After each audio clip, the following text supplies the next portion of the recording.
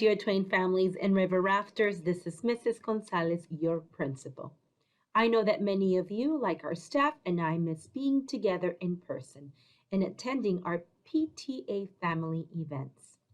Luckily for us, our amazing Twain PTA continues to stay strong and plans educational family nights like today. Every month, we will have a combination of different topics, and we hope you can join us. So sit back, relax, and show us Zors by having an outstanding attitude, being respectful and safe during Zoom. Hola, queridas familias de Mark Twain y Balseros del Río. Soy la directora Mrs. González. Sé que muchos de ustedes, como nuestro personal y yo, extrañamos estar juntos en persona y asistir los eventos familiares de PTA. Afortunadamente para nosotros, nuestro increíble PTA de Twain sigue siendo fuerte y planea noches familiares educativas como hoy. Cada mes tendremos una combinación de diferentes temas y esperamos que puedan acompañarnos. Así que siéntense, relájense y muéstrenos Zors, teniendo una actitud excepcional, respetuosa y segura durante el Zoom. Gracias. Thank you.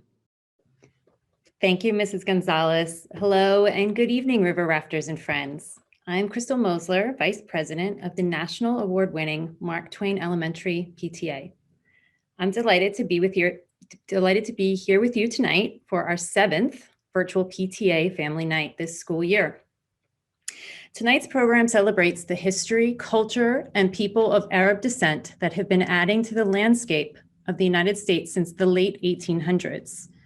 The month of April also commemorates Autism Awareness Month, World Autism Day on April 2nd, as well as Earth Day on April 22nd. You can use the chat box to ask or answer questions or engage with attendees at any time. Tonight's program is being recorded. However, only our presenters will be on screen.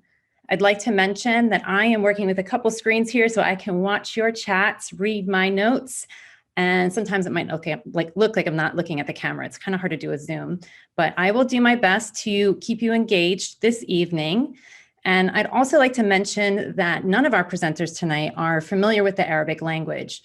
We welcome any native Arabic speakers to correct any mispronunciations we may make this evening.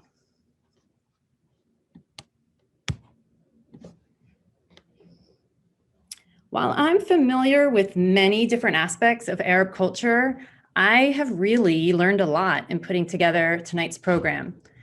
I encourage you to not only take in new information tonight, but also make connections to your own experiences and recognize any misconceptions you arrived with. So much of what we'll talk about, language, family, tradition, food, reiterates the richness and influence of immigrant culture in the melting pot that is our country. I'm going to put a question on the screen now, a poll. Go ahead and select your answer.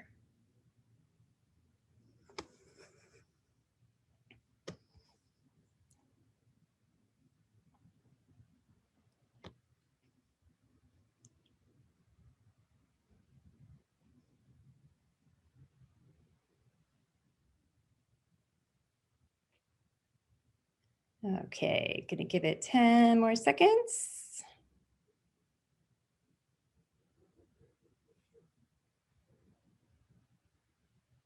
Last 2 seconds. Okay, so if I hit end poll, hopefully it's going to show you what is here. So I asked, how many countries are in the Arab League of Nations? And the correct answer is 22. So the majority of you got that right. Congratulations. You've already shown up here tonight knowing more than I did in putting tonight together. So there are 22 countries in the Arab League, and they span over 8 million miles from Eastern Africa to Western Asia. Sorry, I'm going to get rid of the poll. Everybody got to see it now. Bordering the Atlantic and Indian Oceans and the Mediterranean and Arabian Seas, And the people of these nations are ethnically, politically, and religiously diverse, but share a common cultural and linguistic heritage. So the word Arab dates as far back as the 9th century BC, and it describes people inhabiting the Arabian Peninsula. That is this area right here. Though today, Northern Africa, is the most populous Arab area in the world, Algeria and Sudan being the two largest Arab countries. Arabs are the second largest ethnic group in the world with over 422 million people, and they're united by the Arabic language, culture, and more. All right, time for you to get engaged again. So the next slide has the flags of the 22 Arab League nations. Take a moment, have a look, and use the chat box to share with me any observations you make about them.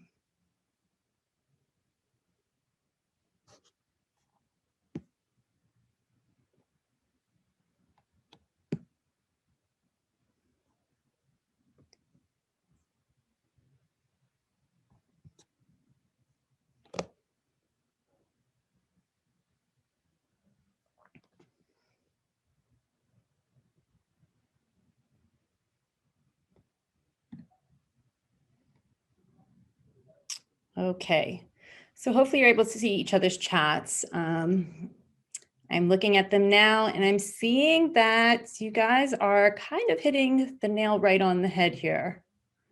So we see lots of red, white, green, red, black, green, and white, red, white, and green, lots of stripes, similar colors. You guys are on it tonight. So I'm gonna slide to the next slide here. You're right, the flags all have colors that are kind of tied back and related to a shared cultural history. Red emphasizing the struggle for independence and sacrifice and protecting the country. Black representing the loss of those in battle, often overcoming colonial oppression. Green usually represents the earth or land, prosperity, and progress, while white symbolizes purity, peace, hope, optimism. So these four colors, you'll see, I'll take you back, can be found in many of the flags. There are a couple of flags that stand out though. Look at Qatar. That's this one here. It's completely different. I mean, it has the white for peace, prosperity, and hope. Then it has maroon. So this flag was adopted in 1949, and it's gone through many, many iterations, but this is where they've landed, and they've stayed for quite some time. You'll notice that Somalia and Djibouti use some blue as well, and this blue signifies the sky and the bodies of water that surround it. And then my favorite, Comoros here, is very colorful, and Comoros is actually a nation that's made up of island states. So each stripe in this flag signifies a different island in its nation. So pretty neat stuff. Now that you have a macro picture of the Arab world, let's zoom in nationally and then locally. Only just 2 years ago, a congressional resolution designated this month for national awareness and celebration of the Arab American heritage. There are 3.7 million people of Arab descent in the United States, and beyond everyday names such as Steve Jobs, Shakira, Salma Hayek, Paula Abdul, and DJ Khaled, all of Arab lineage. Arab Americans have excelled and contributed to many fields, including medicine with the invention of the artificial heart, chemistry with 2 Nobel Prizes, and even confectionery with the invention of the ice cream cone. We all thank you for that in the summertime, I'm sure. The largest Arab American population can be found here in California, with over 715,000 people residing in 56 of California's 58 counties.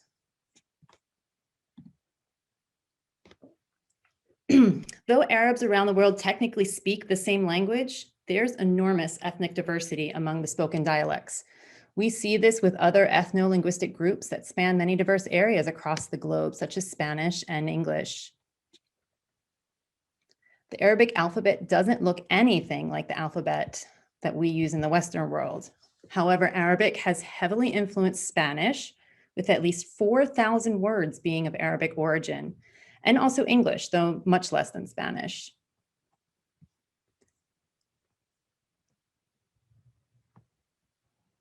It is estimated it would take an English speaker at least 2,200 hours of Arabic classes over 80 weeks. 80 weeks is 1.5 years, guys, to properly learn Arabic. With that said, I would like to introduce an American boy who was inspired to learn Arabic from the time he was 5 years old and has turned his passion for the language into a worldwide humanitarian project. My name is William Scannell. I'm 10 years old. I live in Anchorage, Alaska.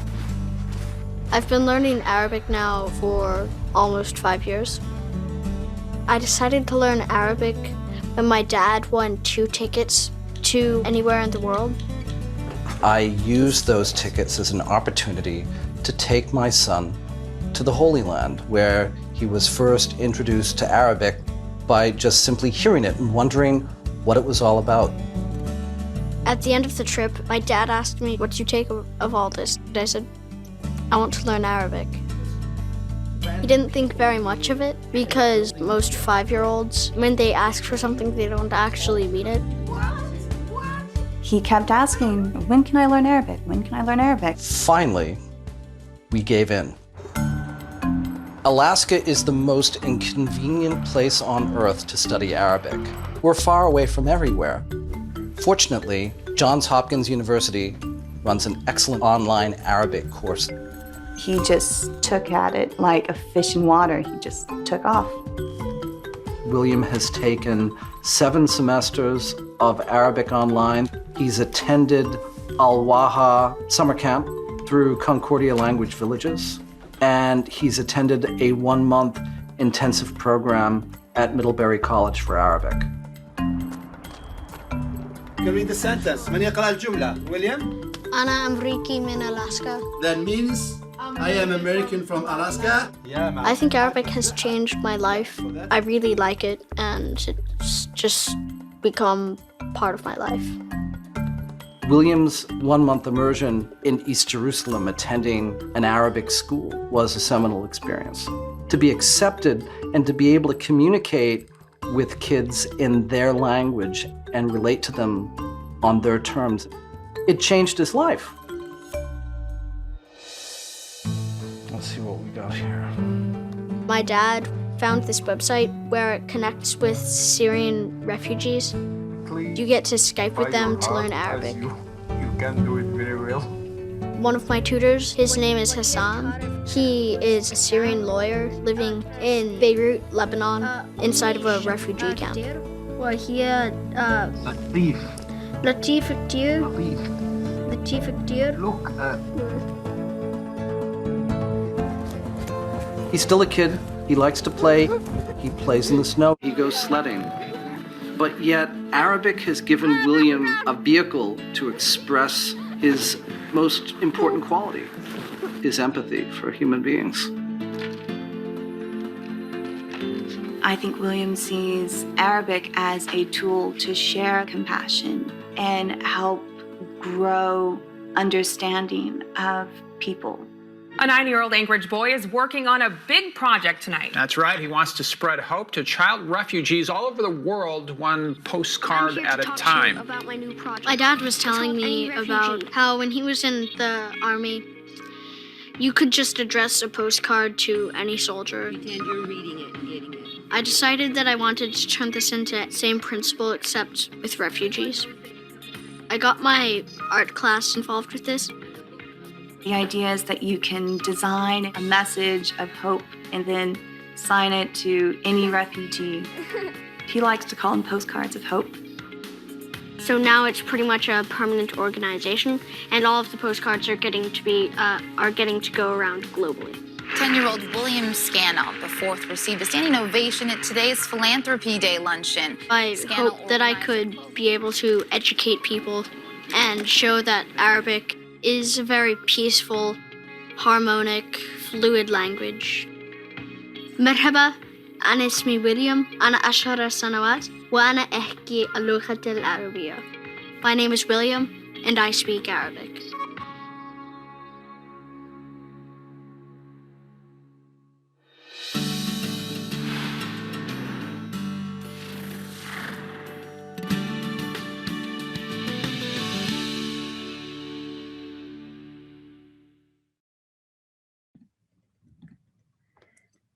How inspiring is William? That is so cool. Not only does he live in Alaska with all that snow, he's learning Arabic and he's able to communicate with this whole part of the world and turn this interest into something that is touching people in difficult situations. Some of you here tonight may be learning a second or third language in Mark Twain's dual immersion program or as a recent immigrant. Learning the alphabet, the words, sentence structure is hard enough, but then you add the cultural nonverbal communications too. So not all communication is language-based, right? People also convey what they're thinking using gestures, eye contact, and facial expressions. And understanding these is a vital part of building cross-cultural relationships. I'm going to share with you a few common gestures used in the Arab world and ask you to guess their meaning in the chat box. Think about how these compare with your culture.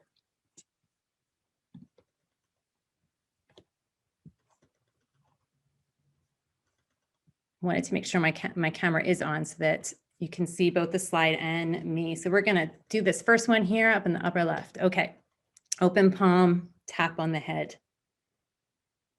What do you think that means in the Arab world?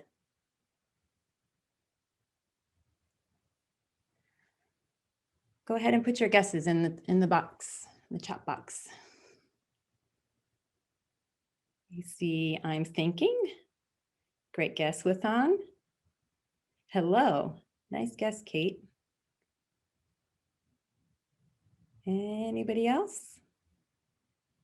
So in parts, laughing, he is laughing as he's doing it in the picture, but actually in parts of the Gulf, this is an expression of gratitude.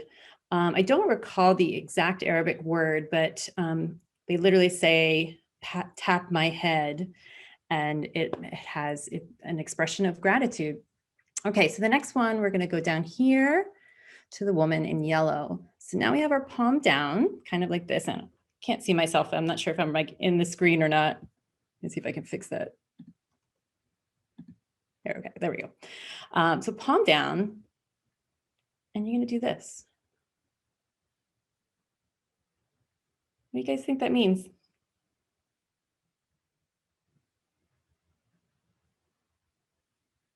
Wait, wow, excellent guess. I like that one. Yes, okay.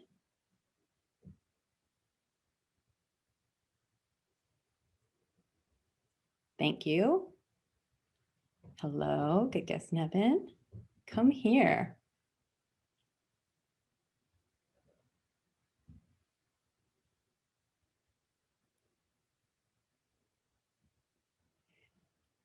All right, Wathan and Sarah, you are right. So this means to come here. Perhaps this means the same thing in your culture. I didn't know what it meant until I found this information. And it's funny because here in the US, when we say come here, we something like this, come here, right? So in the Arab world, that's considered rude. Thank you, Wathan. It's similar in Burmese. So this means come here. But here, when we do it right up, oh, come here.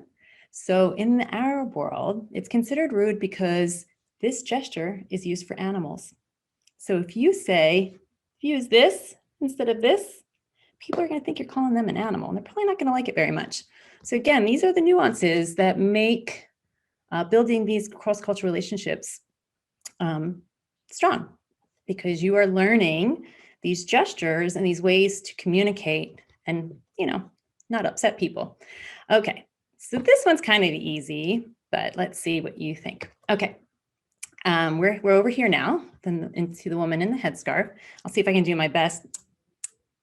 So she's lifting her chin and she's clacking her tongue. Okay, let's guess what Yes. Nevin guessed yes.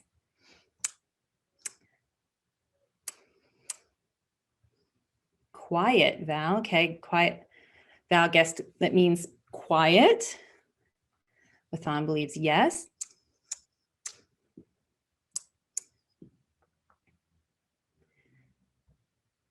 Sarah says it means no. Kate says, go to your room. Go away. It's that one over there. Okay. So lifting the chin and clicking the tongue signifies disapproval, and it's usually used by parents towards their children. And I know there's similar, probably many cultural uses with a similar gesture. I know, my mom kind of clicked at me with her tongue, or, but the finger wave was in it. And I didn't learn enough to learn that the finger wave means anything else. So if I were in the Arab world, I would just make sure I keep my hands down and just use my tongue and my chin. Okay, the last one. Someone said their mom does it too. The last one here, down on the right, is this. So we have, oops, sorry, where's my camera? This. So we're making a circle with our, that's the index finger, right? And the thumb. And you're making a sign like this. Like perfect, exactly. In our culture here in the US, this means like A-okay, perfect, you're right, great, excellent, right, you got it. So far, I'm seeing a lot of what it means for us. No problem, okay. Laurel, you are onto something. Is it a bad word? So Viri says she thinks it means thank you. Sarah says something like, I'm going to hit you or hurry up. Peace.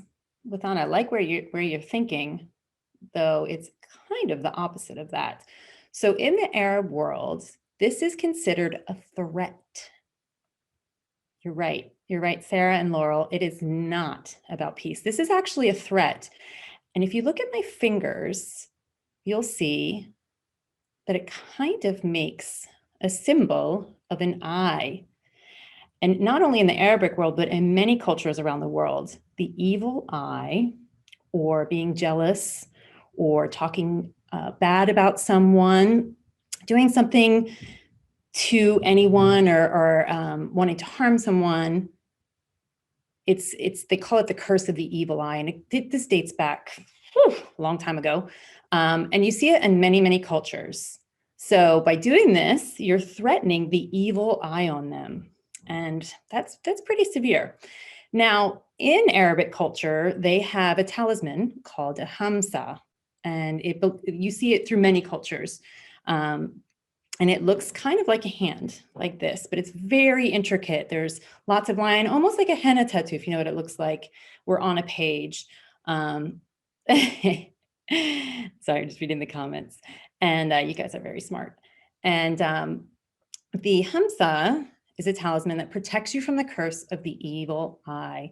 So you'll see that in a lot of things, and you'll see that in a lot of homes of Arabic people, and you'll find it in many different places, even in the non-Arabic world. For example, I know in Israel, they have also a hamsa, and I believe it has the eye in the middle. And then I will share with you one that I have myself gotten in Turkey. And this is the same thing.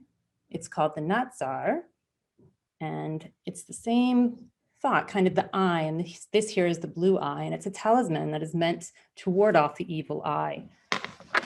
Okay, but you guys were really good at that. And we're going to move on to something that I think everybody should enjoy. Unless you're really hungry, then you might find this next part a little bit challenging. We're going to talk, about the foods of the Arab world. So it's been said before that a way to someone's heart is through their stomach. And the next video not only highlights delicious Arab foods and treats, but was filmed in an area called Little Arabia. And that's not too far from here. It's actually in Anaheim, right near Disneyland. So while you're watching this video, I'd love for you to tell us in the chat box which Arab foods you've tried or maybe you regularly enjoy. And a quick note for anyone who might be fasting, you may want to step away for the next few minutes.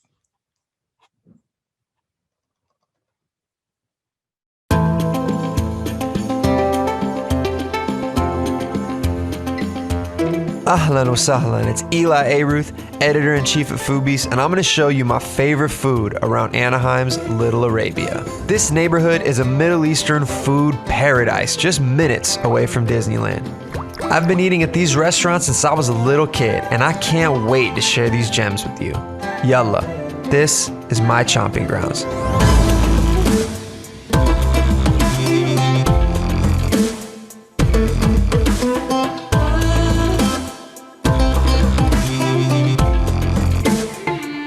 Victory Sweets has almost every Arabic dessert you could think of, but they specialize in two of my favorites, the knefe and the baklava.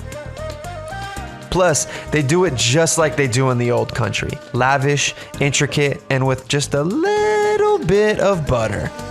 Baklava, to start, is made of thinly rolled layers of dough that get basted in butter and honey, filled with pistachios or cashews, and then baked to perfection.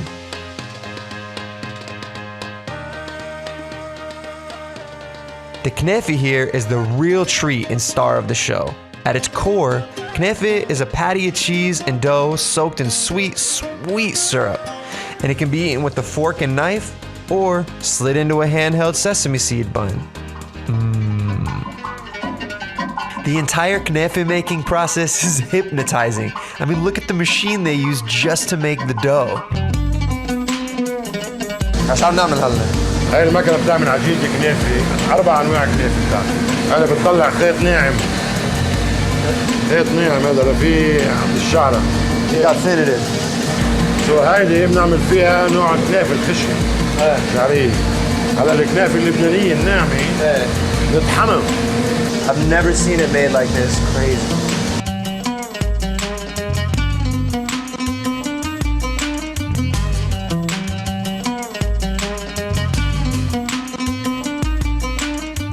Oh my goodness. Oh my goodness.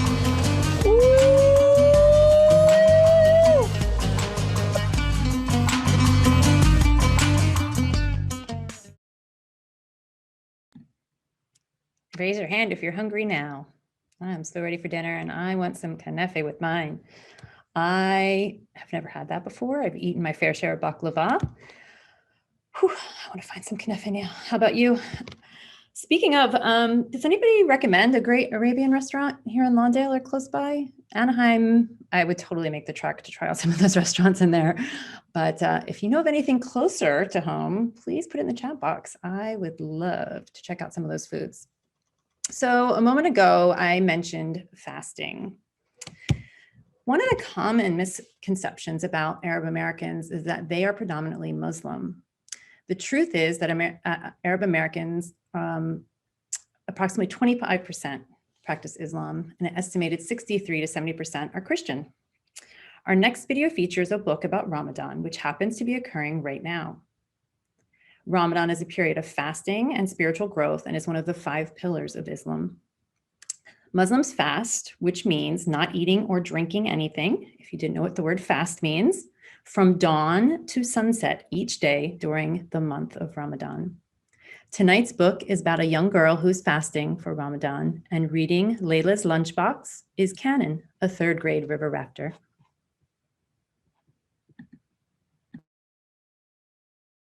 Layla's Lunchbox, a Ramadan story, written by Reem Faruqi and illustrated by Leah Lyon. We won't be needing this for a while, said Layla's mother, handing up Layla's lunchbox. Imagine, I won't be eating lunch for a month, replied Layla with a twirl. I won't have to pack lunch for a month, said her mom with a bigger twirl. The year before, Layla had wanted to fast with her best friends Hind and Ishrat during Ramadan, but Layla's mom had insisted she was too small. Remembering that, Layla stopped twirling. She missed her friends. Moving from one continent to another had been hard. On the map in her atlas, North America and the Middle East were 10 inches apart. But in real life, she was so much farther away. She wished she was only 10 inches apart from Hent and Ishrit.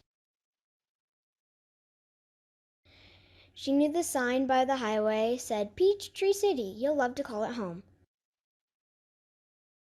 But she didn't agree with the sign. Abu Dhabi still felt like her home. The next morning, before sunrise, Layla's mom gently nudged her. Layla, she whispered, Sari time.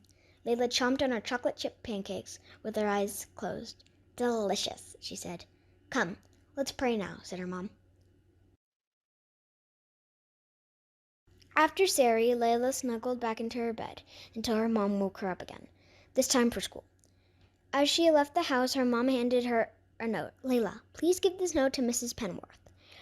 Without her lunchbox to carry, her fingers felt extra free and swingy. She felt so light, she skipped to the school bus stop. On the school bus, she read her mom's note. Dear Mrs. Penworth, this will be Layla's first time fasting for the month of Ramadan. It is an exciting time for us. Please excuse Layla from lunch for this special month. Thanks, Mrs. Malik. Layla didn't feel so bouncy anymore. What if Mrs. Penworth didn't know about Ramadan? No one else would be fasting with her. She folded the note into a teeny square and hid it in her book bag. Layla walked slowly to her class. Her throat felt dry all morning. Then lunchtime arrived. She hadn't given Mrs. Penworth the note. Layla, did you forget your lunch? Asked Mrs. Penworth. Layla opened her mouth to speak, but no words came out. Samantha volunteered. I'll share my lunch with Layla. Mrs. Penworth shook her head. Thank you for the offer, Samantha. But Layla, please, get a sandwich from the cafeteria.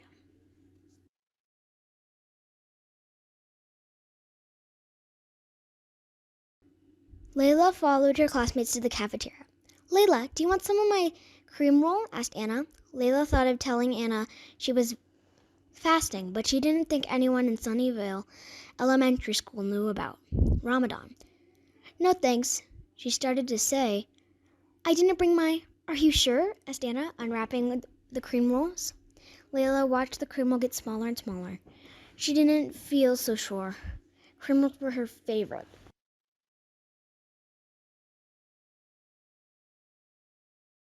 She looked away. Her nose still smelt food. Layla wished she had given Mrs. Penworth the note. Even Isaiah's bologna sandwich looked tasty, and Layla didn't even like bologna. Her stomach rumbled. Suddenly, she had an idea. While everyone was busy eating, she sneaked out of the cafeteria. Her stomach stopped growling.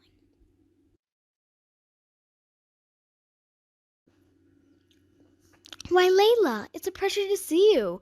But what brings you here at lunchtime? Asked Mrs. Carmen, the librarian. Layla felt safe among the books. She opened her mouth, and this time words tumbled out. Layla told Mrs. Carmen that Mrs. Penworth and her classmates didn't know she was fasting. She told her she missed Hend and Ishret. It felt good to tell someone all the words that had been inside her mind all morning, but especially to tell her about Ramadan. Mrs. Carmen understood. You must feel special to fast this Ramadan, said the librarian with a smile. I do, said Layla. Why is it so hard to explain? You know what I always do when I can't get my thoughts out or when I get shy about talking? Asked Mrs. Carmen. I write my thoughts down. Layla got to work. She wrote neatly, adding extra loops to her capital L. She worked so hard her cheeks turned pink. Dear Mrs. Penworth, I didn't forget my lunchbox today. It's Ramadan. My mom finally let me fast. This means I won't be eating lunch for a month. Sincerely, Layla. P.S. I'm Muslim. P.P.S. My mom wrote you a note too. Here it is. P.P.P.S. I wrote a poem about Ramadan. Ramadan is a month Muslims celebrate. It's time to count our blessings and appreciate. Muslim fast before sunrise to sunset. But wait, that's not all just yet. Ramadan is a time for lots of prayers. We help the poor people show we care. So in the day, I won't be eating any food, but hopefully I'll stay in a good mood. Layla hurried back to the cafeteria to join her class. Before school was out, she quietly dropped both books onto Mrs. Penworth's desk.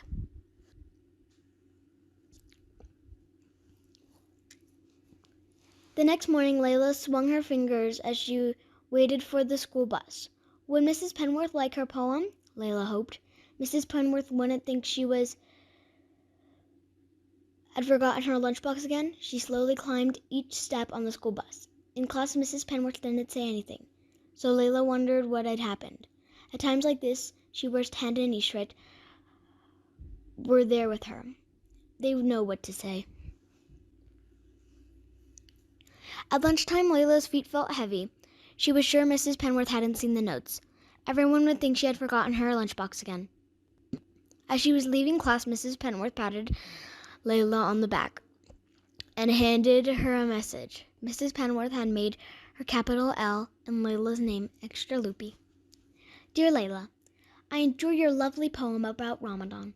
I'm impressed you're fasting. What a special time for you. You and your family must be thrilled. Would you like to share your poem with the class today after lunch? You can go to the library this month instead of the cafeteria. Mrs. Carmen is excited to see you. Sincerely, Mrs. Penworth. P.S. Mrs. Carmen told me you missed your friends. I hope you keep making new friends with our class. Layla twirled all the way to the library. She couldn't wait to share her Ramadan poem with the class later. At iftar, she would celebrate this day.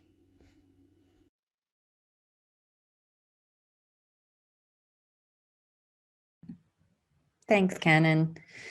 I've been looking at the chat and it looks like Sarah joins us tonight, is fasting. So I hope that's going well, Sarah. And thank you for pointing out the reason why you fast. And not everyone who is Muslim can fast. The elderly, anyone who might be sick, pregnant, there are many reasons, young. But some people can't fast. My understanding is that if you cannot fast during the month of Ramadan, you could potentially make it up, I believe, in the month following, usually, or you can commit acts of charity. Some nice notes for Cannon here. Hopefully she's here tonight reading those. And also, Sarah wanted to share that she loves fasting because she loves feeling how the homos feel. So it gives you a greater sense of empathy. And I think that's something that was also mentioned in the other video, and certainly in this book here, in that understanding others, we can move forward with our lives in greater empathy and compassion for others, greater understanding. All right, so now that we have covered so much information, I want to see if you were listening. So back by popular demand, I'm going to turn over the Zoom stage to Nevin and Nicole Price. You might recognize them as our Jeopardy hosts from the last family night. Get your typing fingers ready. Hey, everybody.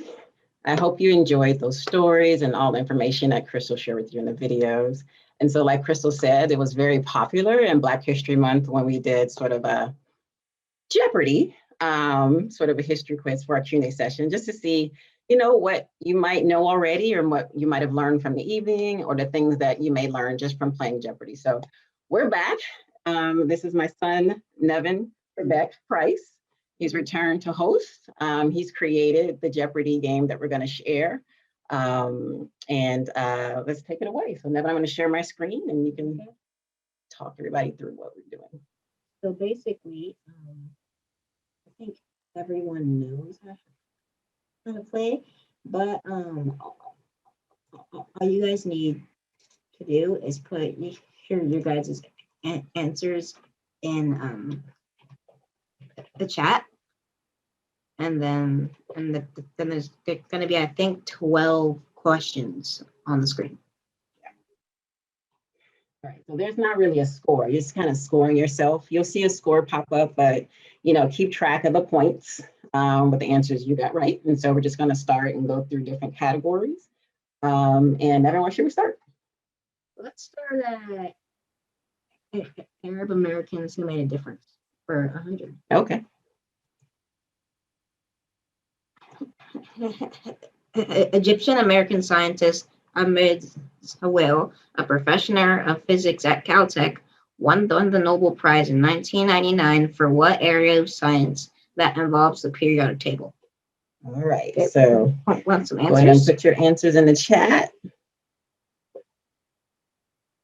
Does anybody know? Want to guess what type of science? And Lots we, of answers we have a here. lot of right answers. Okay. All right. What's the right answer? The right answer is chemistry. All right.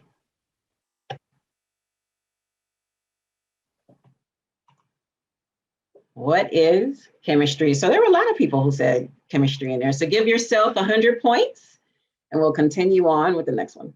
Yeah. Staying in the same category, you want to move around? Let's move around. Okay. The largest Arab American populations are in Los Angeles, New York, Chicago, Washington, D.C., and this Midwestern city known as the Motor City. Motor City. So for 200 points, what city has one of the largest Arab American populations, also known as the Motor City? Let's see, and we're going to look at my other screen too so we can see your answers. All right, I think we got a lot of answers here. A lot of people are saying Detroit. What's the answer? The answer is indeed Detroit. What is Detroit? All right. Give yourself 200 points and we'll move on to the next question. Let's do this one. Danny Thomas, a Vietnamese American, is the founder of this well-known children's research hospital that treats this disease in children. All right, let's see what's in the chat. Does anybody know Daniel Thomas? Excuse me. We're a well-known children's research hospital. There's a lot of commercials that come on with this. You might see them. Yeah, I don't see the chat. We'll give you a hint. Everything in this category starts with the letter C. So which disease might this children's research hospital treat? Oh, there we are. Wathan. St. Jude's is the hospital, and you're right. The answer is cancer. Yes, yes. So Danny Thomas founded this very well-known hospital that sort of treats childhood cancers. All right, so that's 200 points for you. Next category, next question. Let's go to this one. In 2018, Rashida Tlaib won a historic race in Michigan, becoming the first Palestinian American to hold a position among this group of national elected officials. Okay. This group of national elected officials, and again, in this category, we're looking for a word that starts with the letter C. There we go. Right answer. Oh, we got a few right answers here. Let's see. If you said Congress, you are correct. You are correct. So the answer is, what is Congress? So give yourself 300 points. You got that question correct, and we'll move on to the next category. Okay. Salma Hayek, who is of Lebanese and Mexican descent, portrayed this Mexican artist known for her brilliant self-portraits and unibrow. A unibrow. Oh, look at the chat. That was fast. Look at the chat. Yes, yes. So if you said, what's the right answer? You can reveal it. The right answer is Frida Kahlo. Yes. So give yourself 200 points. Frida Kahlo portrayed, Frida Kahlo was portrayed by Salma Hayek, which is an actress who's been in a few movies. So moving on. Let's do this one.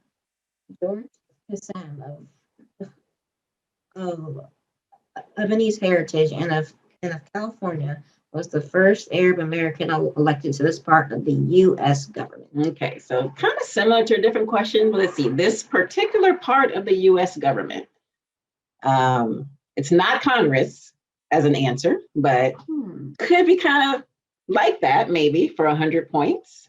Local Arab American history. Okay, I see a couple of responses. The Senate. What's the answer, Nevin? It's not the Senate. It's not the Senate. It's the House the other one. Yes. House of Representatives. Good guess. If you said the Senate, that was a good guess. But it was the U.S. House of Representatives. So I don't know if anyone got those points, but if you did and you didn't put it in the chat, then give yourself 100 points, and we'll go to the next question. Okay. So the largest immigration of Arabs to California came from Lebanon, Iraq, and which other North African country known for its pyramids? Known for its pyramid. Whoa. Yeah, before we even finish the question, we have some answers popping in. So we'll give it a few more. Yes. A lot of yes, people. I think they got it. I think I got it. Said pyramids. Yep, the right answer is Egypt. Yes. Okay, let's go here. This DJ of Palestinian heritage has collaborated and produced for some of the top rappers in the industry and is known for screaming his own name in his song. He screams his own name in songs. I think this one's pretty popular. Whoa, look at all those. Yeah, so Palestinian is how we say it. Palestinian. And I think you are correct. Let's reveal the answer. If you said Khaled. DJ Khaled, you are correct. So give yourself 100 points for that question, and we'll continue on. What's next? This singer, dancer, choreographer, and former host of American Idol is of Syrian heritage and lived in Syria, Brazil, and the U.S. Yeah, so can you think of anybody who's a singer, dancer, choreographer that you probably know, host of American Idol at one point? Wow. Yes, yes, I see the answers coming through. Yep. All right, we can unveil. It is Paula Abdul. It is indeed Paula Abdul. Yes, so give yourself 300 points if you got that answer correct. And we got our last category over here. This word derived from the Arabic word algebra is found among the writings in the year 820 by a medieval Persian mathematician. Yeah, in the year 830. Yeah, that was kind of a, play on words there. The way I said it made it. Yes. So if you did say algebra, that is the right answer. So algebra, I'm not sure how to pronounce that. I'm sure someone on our webinar might be able to say it better than us. But yes, algebra is a level of math that many of us will should eventually study, in our K through 12 journey. So it comes from an Arabic word. What's next? These two Hindu-Arabic symbols are taught in elementary classrooms across the U.S. Oh, 10, not 2. 10. 10 Hindu-Arabic symbols are taught in elementary classrooms around the U.S. Oh, wow. Wow. All right. How is that possible? All right, Lathan and Rebecca. Yeah, Crystal. All right. I see answers coming through. What's the answer now? The answers are the numerals. Indeed. So that was, we learned a lot while we were putting these questions together. Yes, but the 10 digits that we learned are actually from the Hindu Arabic symbols, so. Okay, so this is our final question here. 300 points. For 300 points. This name of this citrus fruit, which makes a tasty summer drink, comes from an Arabic word. Yeah. Citrus fruit makes a tasty summer drink, which I love personally. You can blend it with other flavors. Don't reveal it. Let's see. A citrus fruit, which makes a tasty summer drink. Yep, there we go. Let's see, what's some guesses? What is lemon? Crystal's guess. Lemonade, Andrea, anyone else? Yep, okay. Looks like most of the guesses are for lemonade. That is true. It is a lemon. So lemon comes from an Arabic word as well. So a lot of the symbols you know, and things that we encounter in school or in life actually come from Arabic. You know, maybe you knew that, maybe you didn't. So tally up your scores. I don't know if you want to put your scores in a chat. This was as a fun game. You know, the prize is congratulations on your knowledge. That's the prize. But if you only want to put your score, go ahead and put it in. If not, I hope you learned something. I hope you know, some of you felt that you really didn't realize what you knew about Arab American history and things that are actually happening in our country. And thank you, Nevin. This was great. So I think we're going to move on to our next segment, Crystal. All right. Thank you, guys. Fun as always. And actually, you mentioned Representative Tlaib, and she was actually one of the 2 representatives that passed that congressional order to make this month the celebration of Arab American heritage. So, interesting fact. Okay, so we are at the moment now where I am feverishly looking for my button. Here it is. To bear with me. Spin the wheel. So if you've been with us before,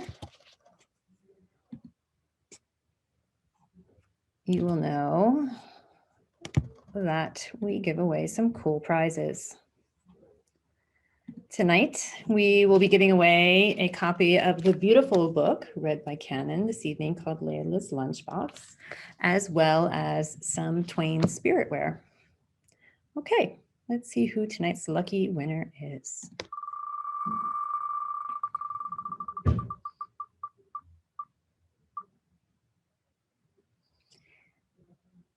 It looks like it's landed on Leah Ortuno. I'm going to ask Michael to confirm if Leah Ortuno is with us this evening. I'm checking. Let's see. Leah, are you here? Because we want you to be present to win. So I do not see Leah as an attendee list. If you are here, if you want to put your name in because it's not showing up. Okay, well, whoever is the lucky person is not here.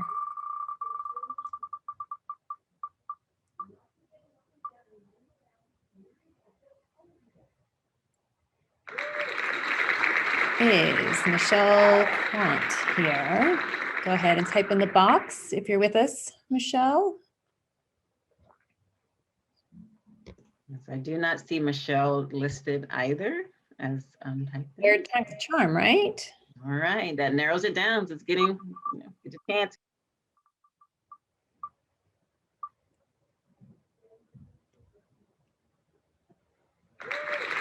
Okay, Kate. I definitely saw Kate's name earlier in the chat. Kate, are you still with us? I still see Kate and Kate's here. There, yes, great job. Congratulations, Kate. I will be emailing you about getting this book and some spiritware to you soon. Okay, well, it brings us to that time. Let me just take down this wheel, put up something nicer to look at.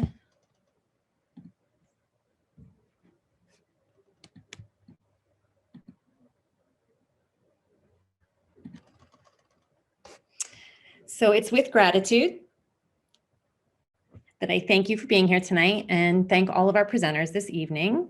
We hope to see you at our next and final PTA family night, which is in a couple of weeks. It's early in the month of May. And that'll be Tuesday, May 11th, and we'll be celebrating the Asian American and Pacific Islander heritage. But before you log off, we have one last treat for you. Assalamu alaikum. Let me try that again. Assalamu alaikum. May peace be with you. Just one more thing, Chris. I don't know, Ms. Gonzalez, I know Ms. Gonzalez is here, our principal. So before we play this last video, just wanted to see if you wanted to join Ms. Gonzalez and say something. Go ahead. There you go. There we go. No, I just, every time we attend, I just want to thank our families for joining us, and definitely our wonderful PTA continues to put these nights for you, even through our spring hybrid schedules. But we have one last one, and it saddens me that we only have one left. but definitely a shout out to our Twain PTA and our Twain scholars who continue to be presenting to students. So thank you to continue to join us. And I will see some of you either in class dojo Zoom sessions or on campus tomorrow. Thank you.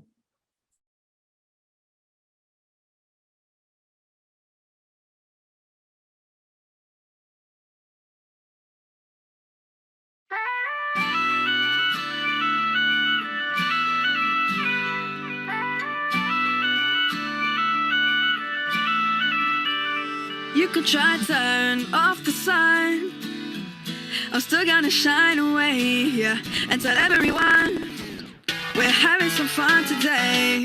We can go wherever you wanna and do whatever you like. Let's just have a real good time. Assalamu alaikum, alaikum, yeah. Assalamu alaikum, alaikum, yeah. Assalamu alaikum, alaikum, yeah. Assalamu alaikum, alaikum, yeah.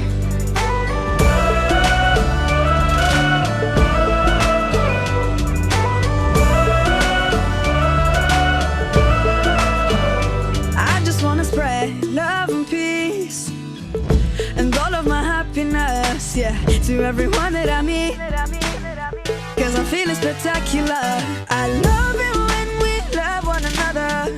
Give thanks every day for this life, living with a smile on my face. Assalamu alaikum, alaikum, yeah. Assalamu alaikum, alaikum, yeah. Assalamu alaikum, alaikum, yeah. Assalamu alaikum, alaikum, yeah.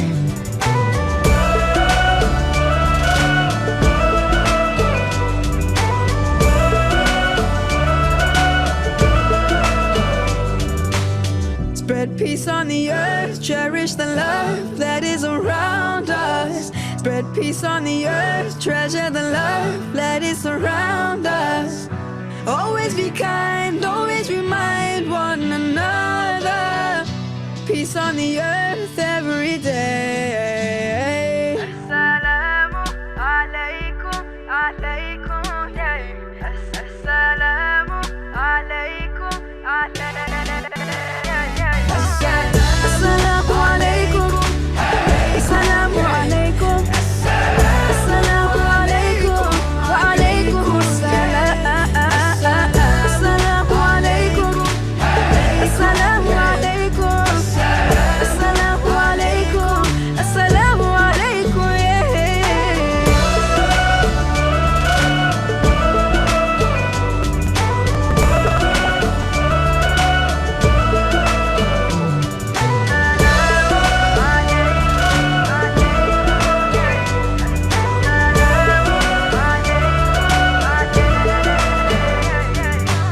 Spread peace on the earth, cherish the love that is around us. Spread peace on the earth every day.